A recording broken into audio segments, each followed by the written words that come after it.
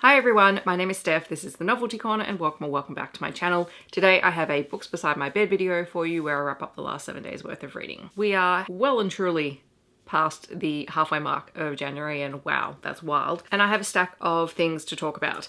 And some of them are going to be much shorter than others because I at one point was staying away from my place and was interrupted a lot, so I tried to read the shortest books on my TBR. Alrighty, so we're going to jump straight in with the books that I have read this week, kicking off with Roger Ascham and The King's Lost Girl by Matthew Reilly.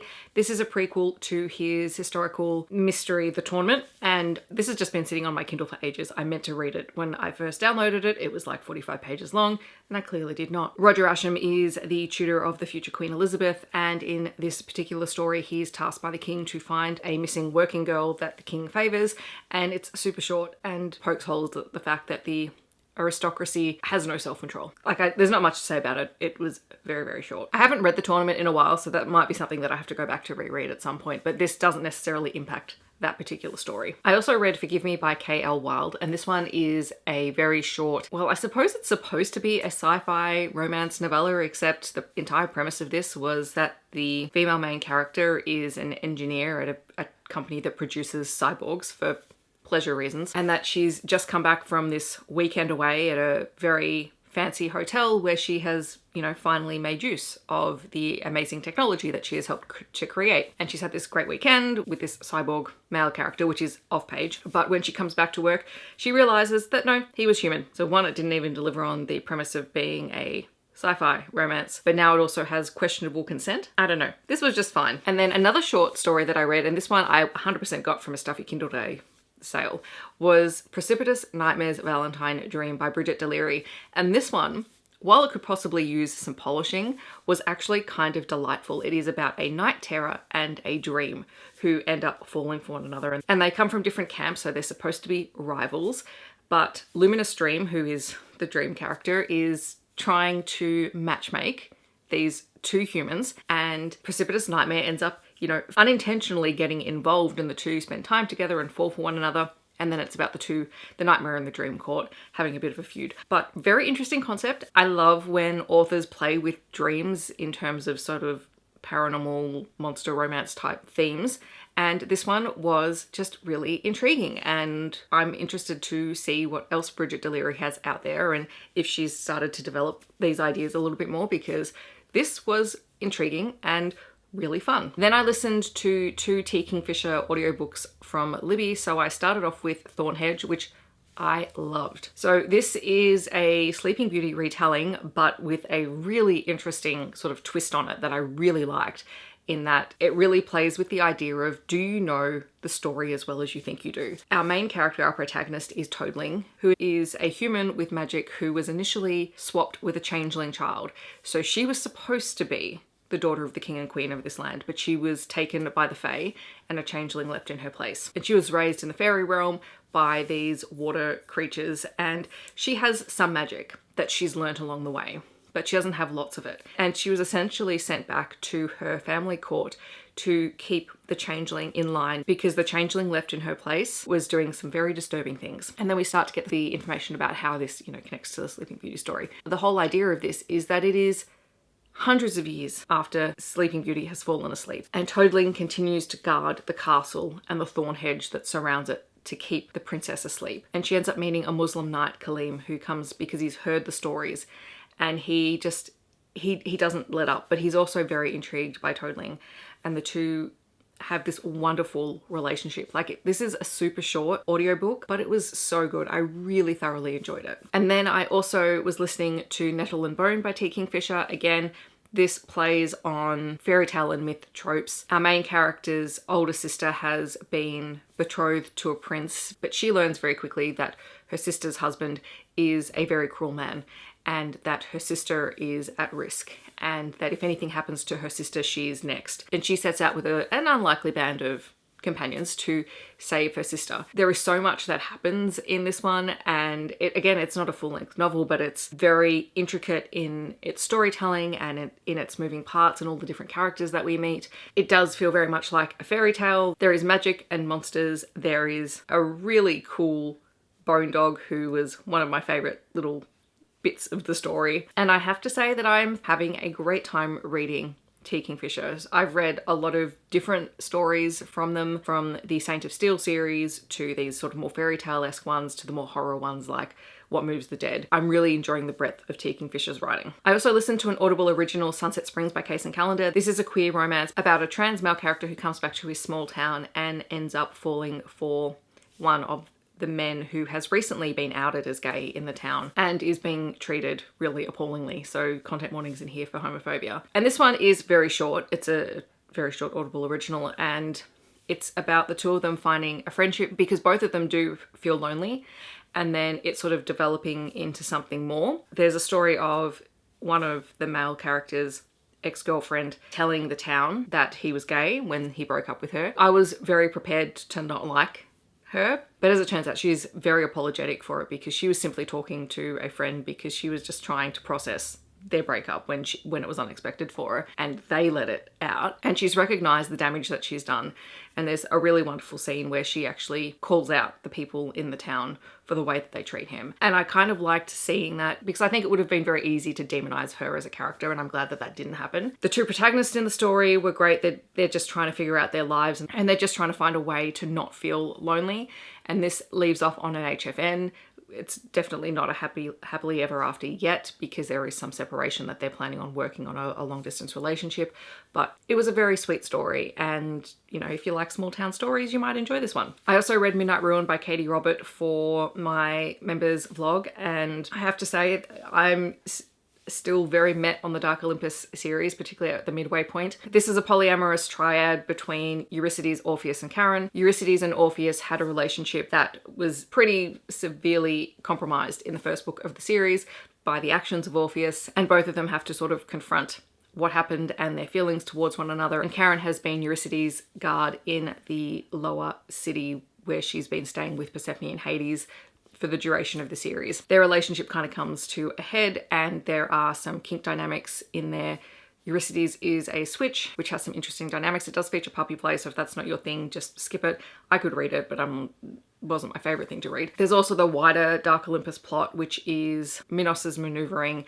There is a plot with Ariadne in there. Another content warning for people going into this book: Persephone is heavily pregnant at this point, so that's discussed a lot. There is also another character who is pregnant and has an abortion, and that is dealt with on page. We also find out who the overarching big bad is, and as I said in my members video, like, it was an interesting reveal, but it's a character that we haven't spent any time with, so I don't have an emotional connection to that character. That character has ties to other characters that we have met in the series, but we haven't actually physically had this particular character on page, in which case there is no emotional investment in me in that reveal. It's interesting, but I don't particularly care at this point because I have no knowledge of this character. So yes, this continues to just be an aggressively average series, and I don't know whether it's trad pub or if I'm just very used to Katee's writing and I'm expecting different things. The steamy scenes continue to be great, but again, there's nothing in there that is particularly innovative or brand new to me now that I've been, you know, reading romance for a couple of years.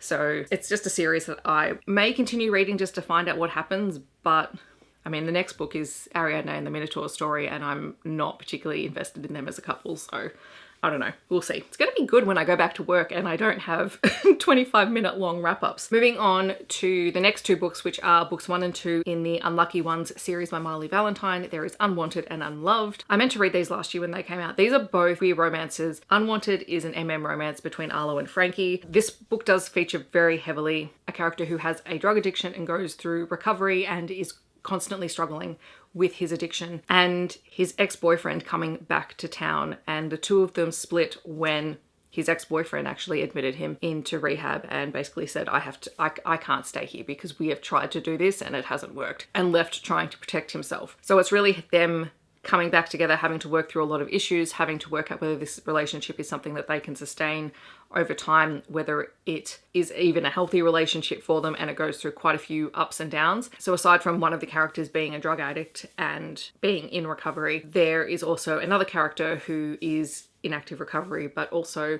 attempts to take his own life because he's struggling. So be aware of that happens on page, or is referenced on page, and is more part of the second story. All of the characters in this book were foster siblings, so that's how they met and they created their own found family. So in Unloved, This one is a polyamorous MMM triad story, and it is the biological brother of one of the heroes from the first book who was playing college football and was injured and has now lost his hearing. And it turns out he had a hereditary condition, and the concussion, as well as some physical abuse in his past that no one knew about, is what has caused the hearing loss to come on much faster than it may have necessarily had those not been a factor. And it is his relationship with his best friend, another football player, and a character who's introduced in the first book, the one who attempts to take his life. The other thing I forgot to mention in this one is that in Unloved, we get a lot of the events from Unwanted from the perspective of the three main characters in Unloved.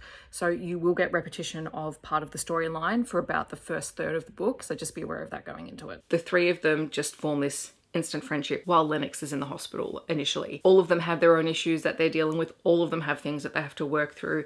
Like these are not easy reads. There's a lot of triggers in both of these books. I can't say that they're my favorite Marley Valentine books, but they're definitely books that I enjoyed sort of reading the dynamics and learning all about these different characters. And I think the third book in the series is actually a sapphic story because the foster siblings have one foster sister, and it's been hinted at that she's in a relationship, and I think that's the third one. So I'm actually really excited to read that one and to see what her story is, because she's kind of like the mother figure for them, who is just constantly trying to take care of everyone and trying to make sure that everyone's happy. So I'm intrigued. So you'll probably hear about that when that's released this year. I also read the first book in the Executive Office series, Enemies of the State by Bauer. This is one of the series that I want to read this year, and I was really glad that I picked this up. This is a queer romantic suspense story between the President of the United States and the lead agent on his Secret Service detail. And all of this happens amidst growing tensions in the Middle East and some political maneuvering from a rogue Black Ops team working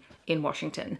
So it's very fast paced, very angsty, because this is very much a forbidden romance and the two characters have to figure out how this is even going to work. The agent, Ethan, ends up at one point being kidnapped and tortured, and his death is presumed. So there is a funeral on page and there is a lot of grief around that. And of course, when their relationship is revealed and he is still alive and he's back and he's safe, what that even looks like, and the fact that he basically gets exiled from working at the White House, and Ethan and the president have to decide, you know, what do they want their relationship, their public-facing relationship, to look like moving forward.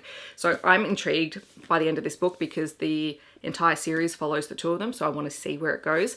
The next book is the novella, so hopefully I'll pick that up in the next day or so. I also read Stranded with an Alien Vampire by Michele Mills. Now I can't remember who was talking about this. Someone mentioned it and I just added it to my KU TBR because it was short. And I totally forgot that I have read Michele Mills before. She wrote another sci-fi alien romance that I really enjoyed. And so this one is about Sabine, who has decided to take this vacation. She works in a holiday snow resort town, but she wants to get away from that. She's sick of having to deal with people. So, you know, months in advance, she's booked this remote cabin that she loves and she's going to spend the weekend there. But when she gets there, she finds it's been double booked and that there is a very attractive but very strangely behaving guy there, and his name is Heir.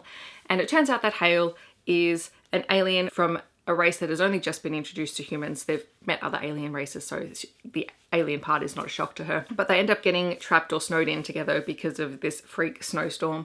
And she realizes that he has blood bags in the fridge and that he needs to drink blood to stop himself from going into a heat-like state because of reasons. And, you know, it just turns out that she happens to be his fated mate. So, like, that's the premise of it. It's very short. It was just a fun time. It was actually just a really interesting time. And I'd always meant to go back to read another Michele Mills book, but I just totally forgot about it, and then I unintentionally read one. And the last two books that I'm going to talk about are two new releases that both came out on the 18th of January. So there is The Bastard and the Heir by Eden Finley and Saxon James. This is an MM contemporary romance, and I have to say it's not my favorite of theirs, but that's only because they're using a stepbrother trope that is not always my favorite. Like, step siblings is very, very hit or miss for me. So this is about Ren and Darcy, and we've met both of them in previous books. So there's a crossover in the Satan verse for this story. And as it turns out, Ren and Darcy discover that they are siblings because their father has died. Now, Ren has had nothing to do with his father because his father chose to leave his mother and have nothing to do with him growing up. And so he's really holding a grudge, but he reluctantly attends the funeral after his mother convinces him to. And there he meets his brothers. So along with Darcy, there's two other younger brothers, and Ren has been included in the will. Darcy has inherited the family's ginormous media conglomerate, and his father's wish was that Ren have some part in it, because if anything happens to Darcy, the inheritance reverts to Ren as the next oldest child. But as they quickly figure out, one, there is an attraction between the two of them, and also two, they're not actually blood related. And this also causes some tension everywhere else. So this one is very, very dramatic. If you like a step-sibling romance and a billionaire romance, you're probably going to enjoy it. I enjoyed it. It just isn't my favorite in the Satan-verse stories. And then finally, I'm so glad I read this book, because it just left the week on such a high note, and it was Face Off by Teagan Hunter, which is book 2 in the Seattle Serpents series. So this one follows Lawson, who is a bit of a playboy, or has the reputation of being a bit of a playboy. But on Christmas Eve, he's alone. His mother is away on holiday. All of his friends have coupled up and are away and whatever. And he's walking home from a bar, and he ends up finding an abandoned puppy in an alleyway. And he rescues her and takes her to a veterinary clinic.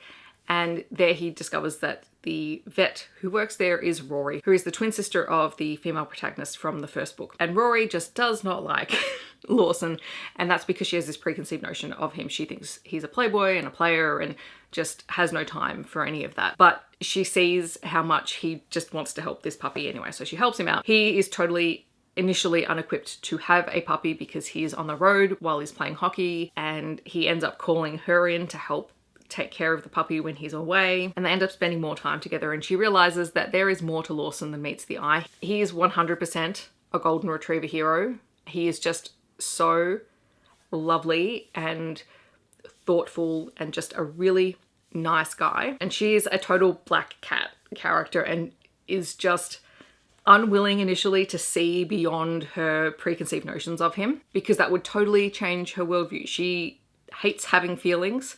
She just wants to live her life, and he forces her to have feelings, and she doesn't like that. But when they figure it out, it's just fantastic. And I loved this one because Ryan and Rhodes had a cameo in the story when the hockey players are doing a photo shoot with some rescue animals. Also, sorry for the sound in the background, but Lawson is also the stepbrother of Greer from the Carolina Comet series as well. So there are lots and lots of ties, lots of crossover opportunities in this book, which was just so fun. It was just a delightful read. There is no third act breakup, which, hallelujah, it's just them trying to figure out how to manage their relationship. And I loved it. It was very, very sweet and just a hell of a good time. So that is my reading for this week. In the comments, I'd love to know if you've read any of these books or if you're planning on picking them up. Otherwise, feel free to share anything that you have been reading and loving in the last week. If you want to let me know that you're here but you don't want to leave a comment, feel free to leave a dog emoji down below. Otherwise, I hope that wherever you're on the world, you're staying safe and healthy, and I will see you in my next video. Thanks so much for watching. Bye, everyone.